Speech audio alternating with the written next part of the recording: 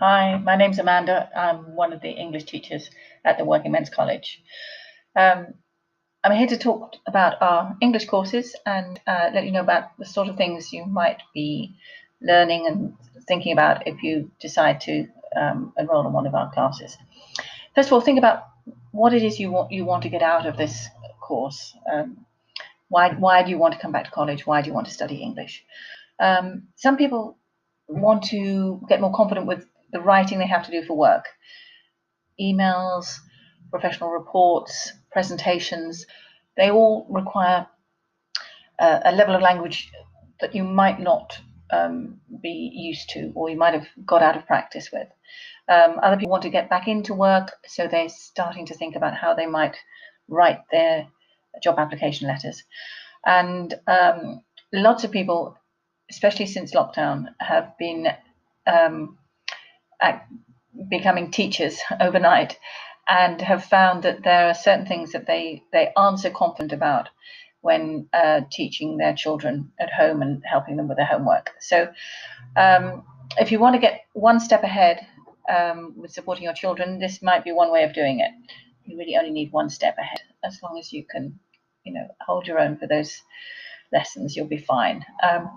So let's think about one way of doing that. Here's something that you might study if you're in one of our English classes. Okay, let's get started. Okay, we're going to start with this. It's tiny, but it causes all sorts of problems, hugely disproportionate problems compared to its size.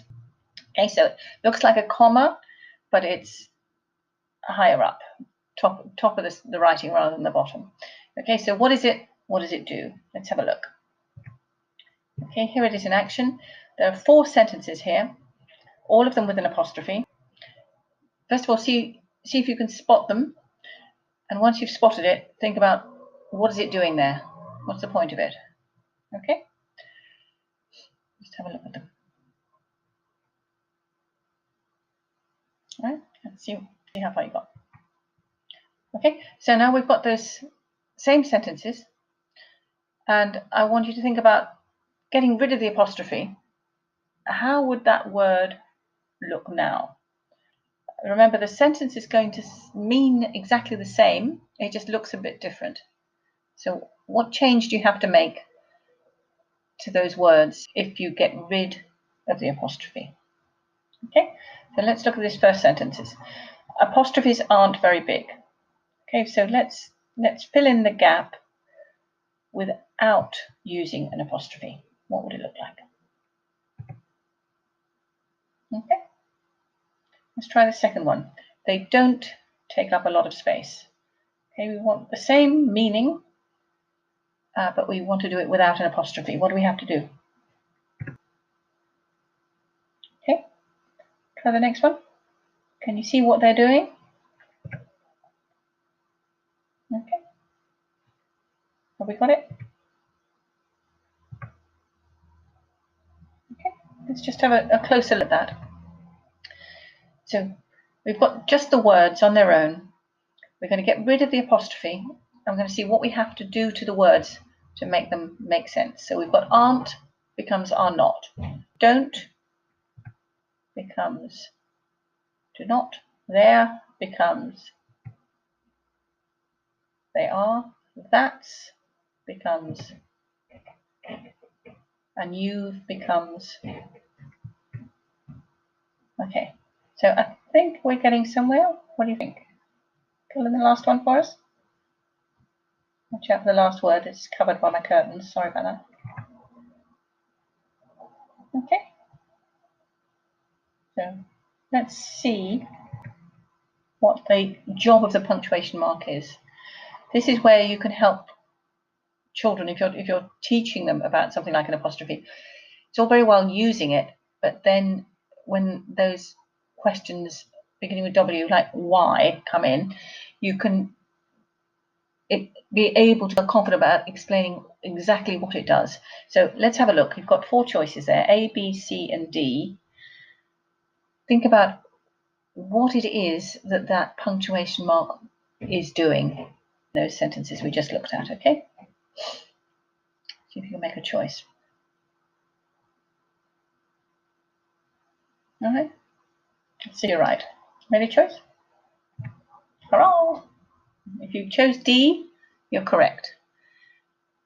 This is what apostrophes do in this sense. They show that we have shortened two words into one. We've got do not, we've changed it into don't, which means we've taken away some letters, and the result is that our writing sounds more like speech. It sounds how people actually speak. Let me show you a bit more about what I mean here. Okay, let's test it out. So imagine you're telling someone your plans for the day. Okay, you've got two ways of doing it. Number one, number two. Now, which one sounds more like the way you would actually speak? Have a read and make your choice.